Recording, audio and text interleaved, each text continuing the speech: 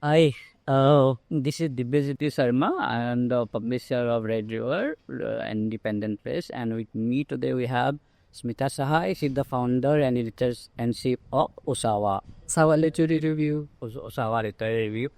Uh, I am guessing that most of our viewers know us, but we thought we were going to ask some questions to each other. Yeah. And then share it with you. Okay, so okay. First question. Tell us, about the Sabha, when it started and how long.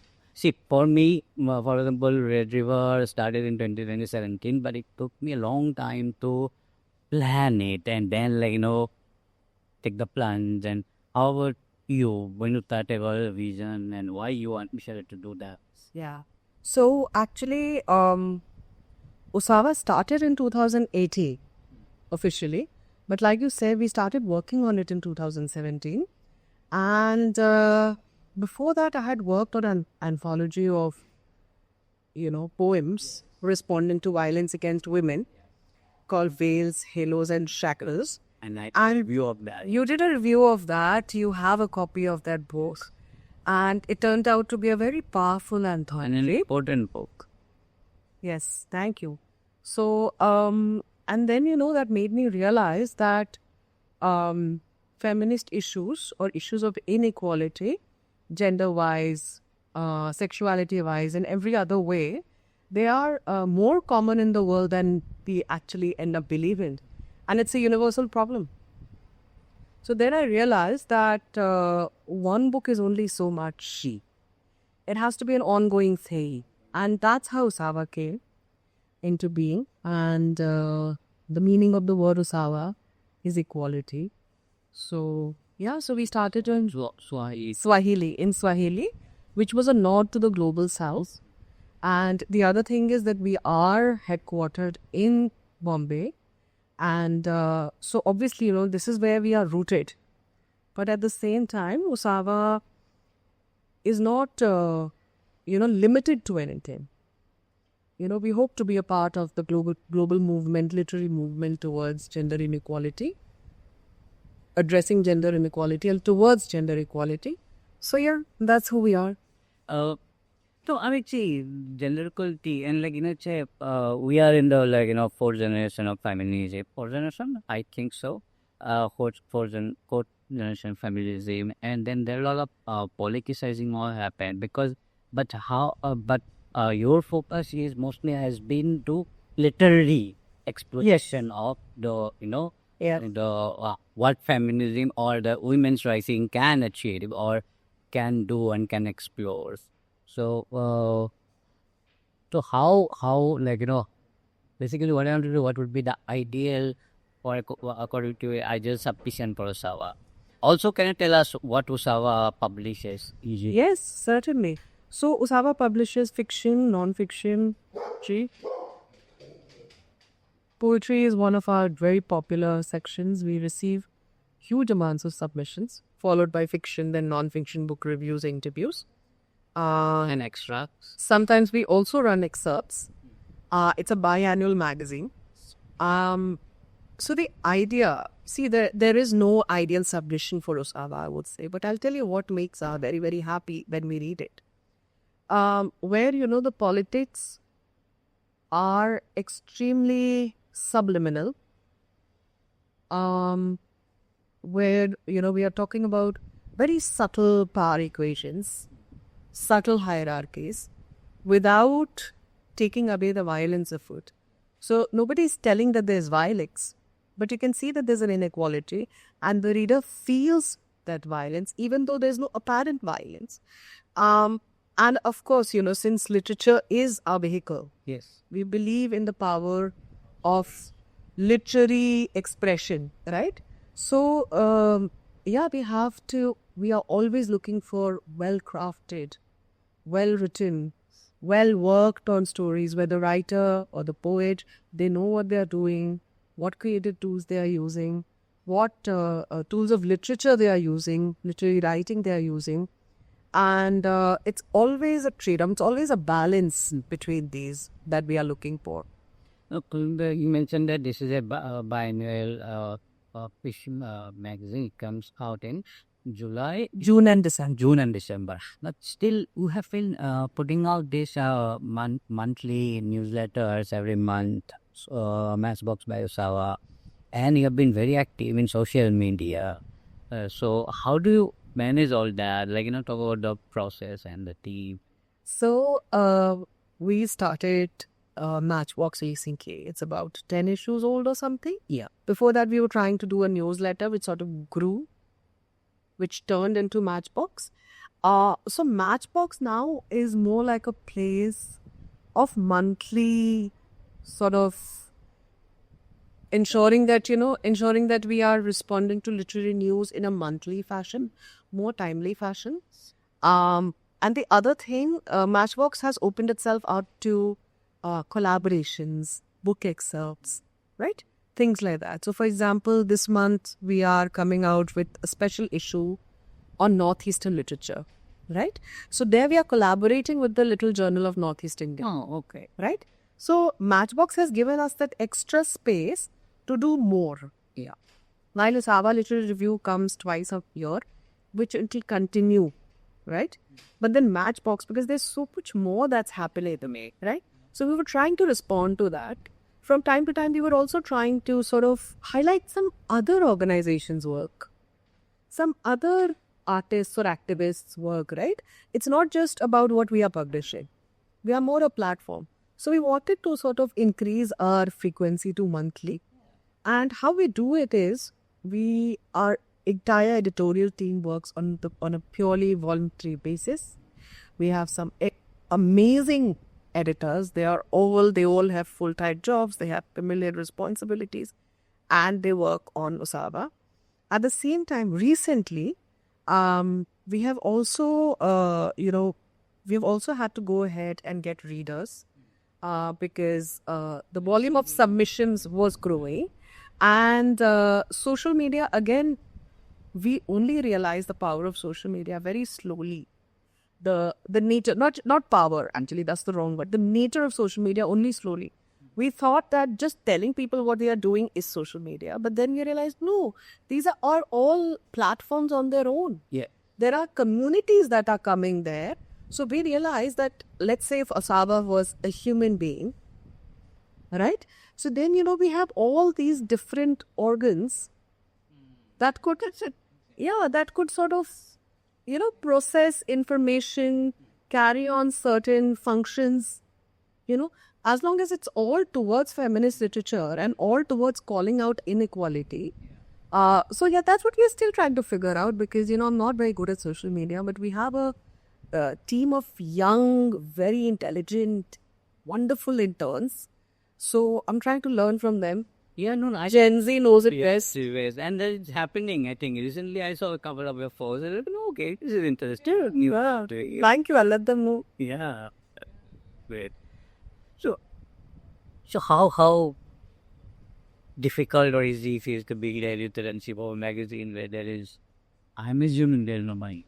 There's no money. I've never drawn a salary for the last 7 years. We'll turn 7 in July, issue-wise. Work-wise, we'll turn 8. I've never drawn a salary, and I've been putting in my own money. There's a sort of a big chunk of money that has gone in.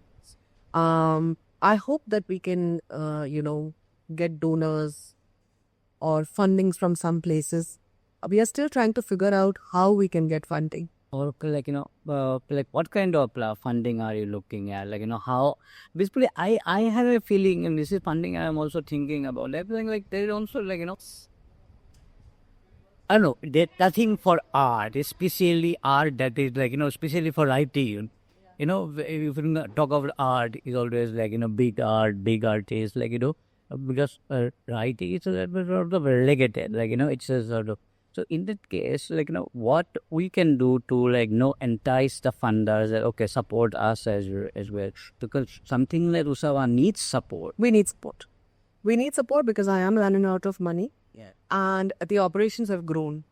And if I had stood in the way of that growth, then I would be doing the magazine and everybody associated with it, the readers, the writers, the editors, the team. a horrible disservice, right? Yeah. I think either, people who believe in the power of literature, people who love books, or organizations that want to support literary and cultural practices, because see, art needs patronage, I artly patronage. right? And we have never shown a single ad anywhere, not on our website, not on our social media. We don't want to do that. We hope that we receive some donations, some support. It is not institutional funding. The personal. Some personal funding is perfectly fine. Yeah, we are happy because we need benefactors. We need benefactors, and the also a lot of problem with a lot of these grant making bodies is that they are looking for so many check marks. Yeah. We do not have the kind of team to be able to comply with all of Yes, because we don't afford to we can't afford to hire. hire a team like that who will get us funds. I mean, for example, I would like to start drawing a salary of 5,000 rupees a month. Yeah. I can't afford that. So where do I get somebody, to be able to write funding applications, or I don't even applications to HNIs. I'm ready to go and make presentations and so on. First, I don't even know where to go. That is the thing. Second, if it's just one person doing it, then it'll happen only at that speed. So, viewers, if you are seeing this and if you believe in the call that Usawa is, what Usawa is doing, and that it needs to continue, and I think it needs to be continued. So please reach out to Usawa. You know the and please help whichever way you can. Thank you, Dibyajyoti. Thank you. No, we need to do that. We need to do that. And if you're listening to us, please know that art, literary activities, cultural activity, they're always larger than one organization, one person, one platform. Right? I'm sitting with Dibyajyoti, who runs this, one of my favorite publishing houses called Red River Press. I'm sure all of you know, because I don't think, the number of books that this publishing house is bringing out, it's impossible to, if you're a reader, it's impossible to not know Red River Press. And if you don't, please go out and check it out, okay? It's one of the most well-defined, editorially extremely superior, with like very, very extremely good editorial work going into it. Beautifully produced books. So those books, the design, the product, it's not just a book. It's not just a book to read. It's also a work of art. The books are, right? The books are designed. Dibyajyoti is also an artist, and a lot of work is going into it. Plus, the range of voices that I think you have platformed over the last decade. No, yeah, plus minus 7 years. I'm always. You're 1 year older than us. So about 8 years now, just a little bit shy of a decade. I think the range of voices and the range of books, you talk about translations, you talk about stories from across the border, you talk about short stories, you talk about non-fiction, you talk about novels, you talk about essays. So I don't think there's any genre that has remained untouched. And all these books, they stand for something. These are not your regular trade paperbacks. They all stand for something, in which way Red River is a very politically aware press in a literary way. And we need that. We need the publisher to know why his publication has a certain voice and to stay true to that voice. So, Dibyajyoti, tell me about your process. How do you work? Okay. So, yeah, as you say, this is not a paperback. So, see, I was in newspaper for a long time. So, in newspaper, what happened? You work really hard throughout the evening. Then you bring out a paper, and the next day, by morning, it's done. So, the whole work is like, over, like, then you are like using newspaper to do other things, then really. So I wanted to work in writing, I wanted to work in publishing, I wanted to be at something permanent. That is one goals, yeah, like, books are permanent, like, so for me, like, the other important is to create a book which will last. Yes. It will not be a bestseller, but if you ask, there would be a relevance to the topic. I had actually noticed that. Now that you've said it, I know what word I want to be. Your books are timeless. Yes. And one of the first books that I read was there was this translation of an Assamese poet's work. Anandadati. Sorry? Anandadati. Sanandadati. Ha, Sononto? Tati. Tanti, yes. I think that was the first title of Red River that I picked up. It's still one of my very, very favorite books. Still, like, It's a very powerful, very relevant, very beautiful, and very beautifully designed and produced. Yes. Yeah. So the idea is that it stays. So I mean, like, I keep telling people, okay, fine. So even if I die or like a river goes down, somebody somewhere will go to Radiola and find a Red River book and will pick it up and will read it. That's your legacy, no? That would be my legacy. Beautiful. So I think there's so market, again, the money is an issue. I'm not stressing my money issues. That we do much of it. But idea when we decide to do a book, idea is never to take. Will I be able to sell the book? Though I understand, I'm aware that publishing is a business, because I'm paying for printout, I'm paying for other thing, designing and everything. But you need to get some you need to sell the book and earn a profit. But that has not in my goal. My goal is to this is the poetry, this is the voice for carry. And like I am very proud to say that I have published a lot of young writers. Their debut book, and that is an important aspect. It is all a question whether I am able to sell the book. A question is that can I help this person up to become a poet that she deserves to be. It's very gratifying when they go ahead, they win accolades. Yeah. But you still know that you were the first editor to have sort of platform there. Yes, lead the way. I'm proud to. I'm happy to cheer them on, and I always do that. So I'm very proud to be working with a lot of debut authors. But at the same time, you've also been working with extremely senior and celebrated writers such as Adil, Priya Sarukai Chabre, Adil Jusarwala. So tell me about a little bit of this balance that you had to maintain. Okay, food. Okay, this is I have to be very frank and I don't know. Well, let's be direct. See, I think one point for better famous people and there because because of this thing, because I am aware that I do not have the marketing thing. I don't have the marketing team. I'm the only person.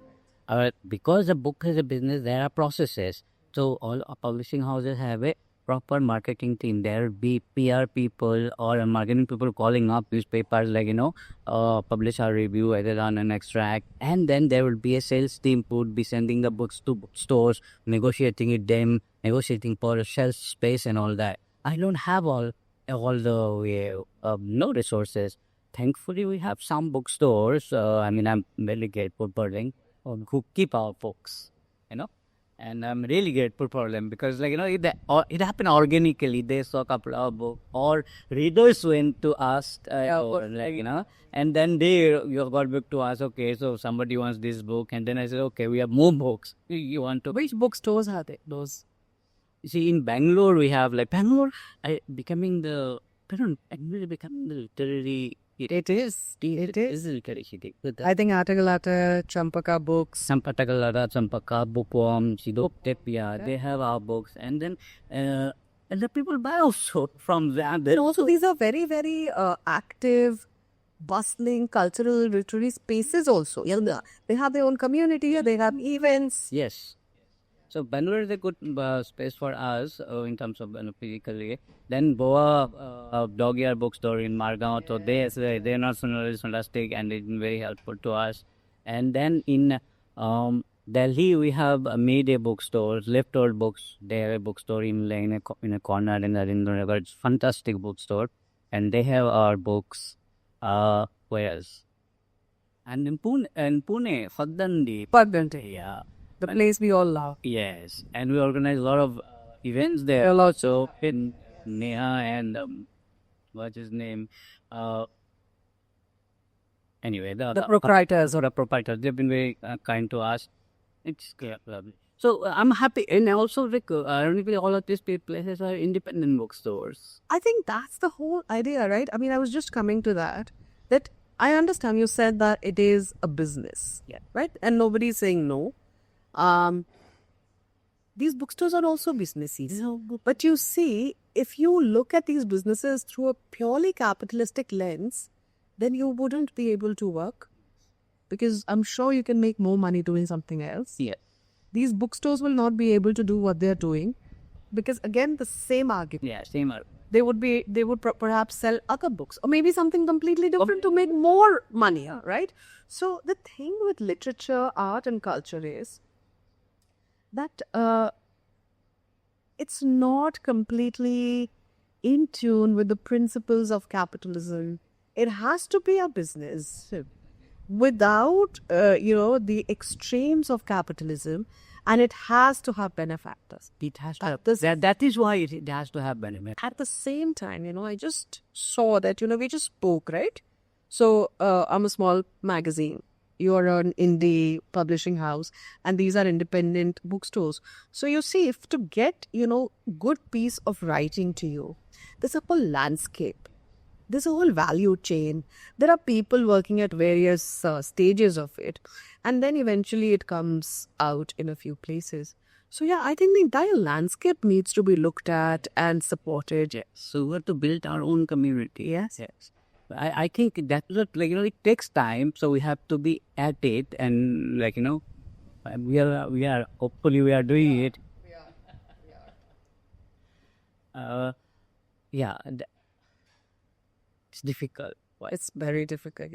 It's very difficult. I've spent many nights being unable to sleep because I know exactly when I'm running out of money. Yeah.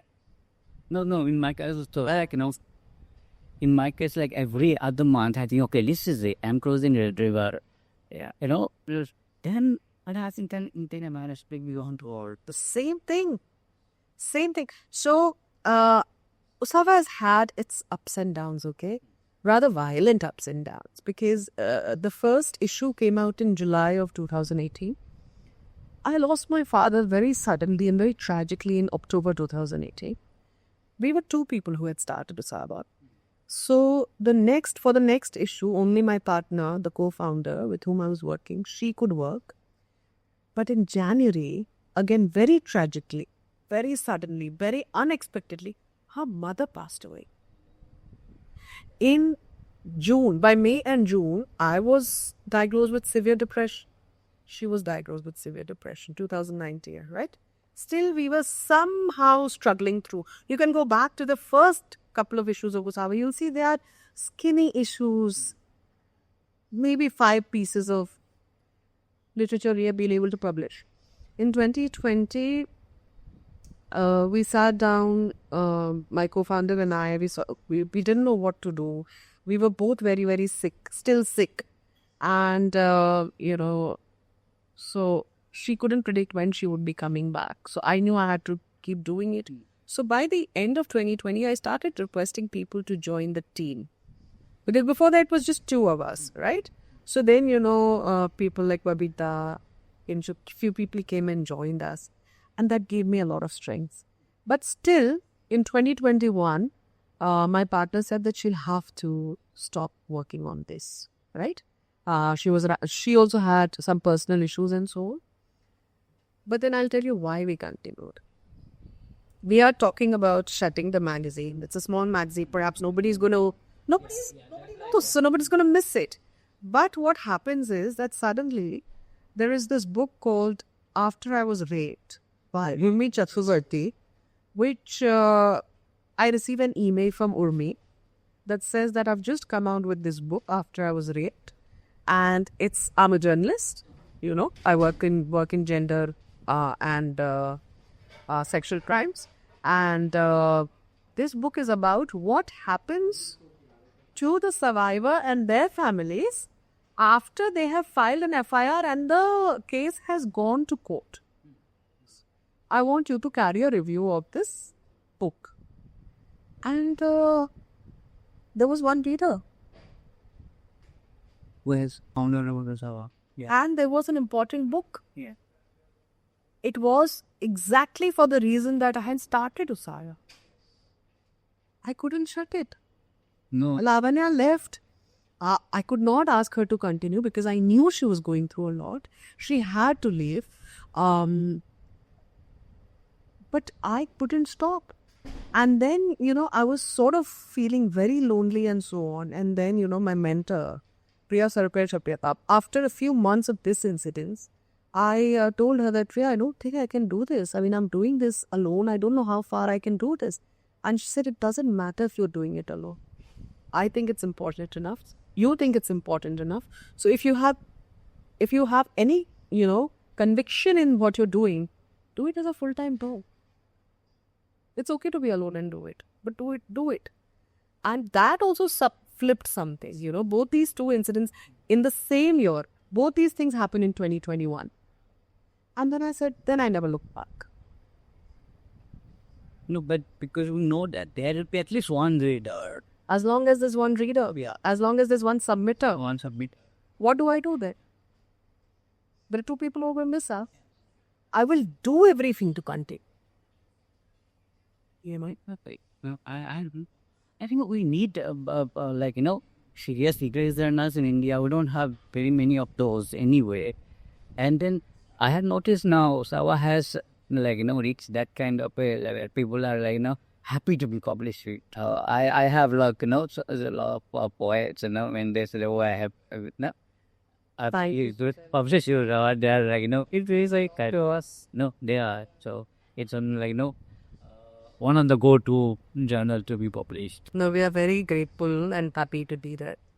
Yeah, like that. No, the amount of we're doing. You see, this is a process of growth, no? So now, that journey has paid off in a way. And still the journey ahead needs... Yeah, journey has... Yeah, now journey has more difficult. It become more difficult. Yeah. Because, I used to say that we're a startup. And then, this year I had to take stock. I had to look at the number of issues we have published, the number of contributors we have published, the number of books we have accepted, right? And then, at some point you have to stop calling yourself a startup and start taking some responsibility for what you are doing. I know, I'm scared to do. You know what I'm saying? Yeah, exactly. I realize that, okay, we are still a startup in many ways. But, in terms of taking responsibility for literary content, the literary writing that we are putting out, we can't keep saying that we are a startup.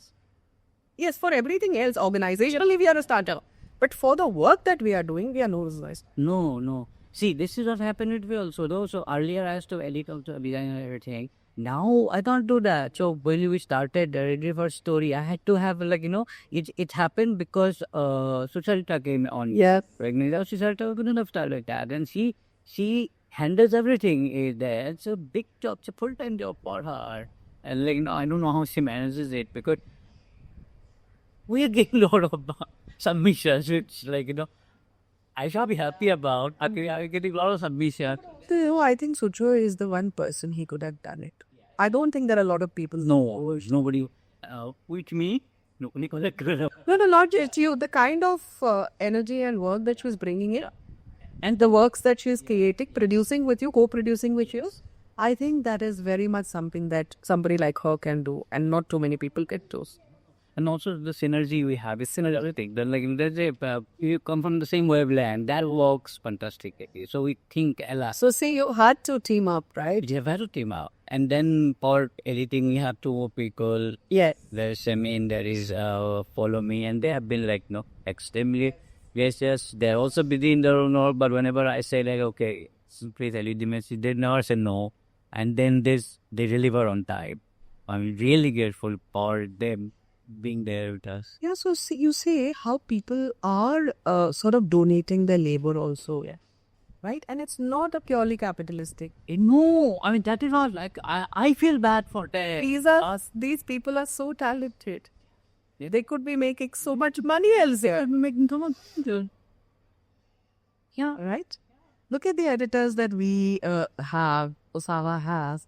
They're all celebrities in their own fields, right? And they're all such, they're all doing so well in their jobs, their careers. But they sit down in spite of their families, their responsibility. They sit down and they work. Just thinking of that is so humbling. Yeah.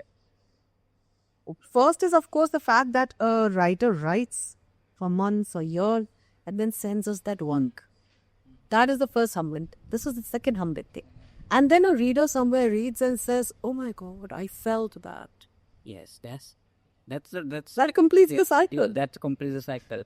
Yeah, so exactly. So this is what we also want, like, that one reader. We don't need too many. One reader, like, okay, this is written for me or this is published for me. That's it. Your job is done. Yeah. Yeah.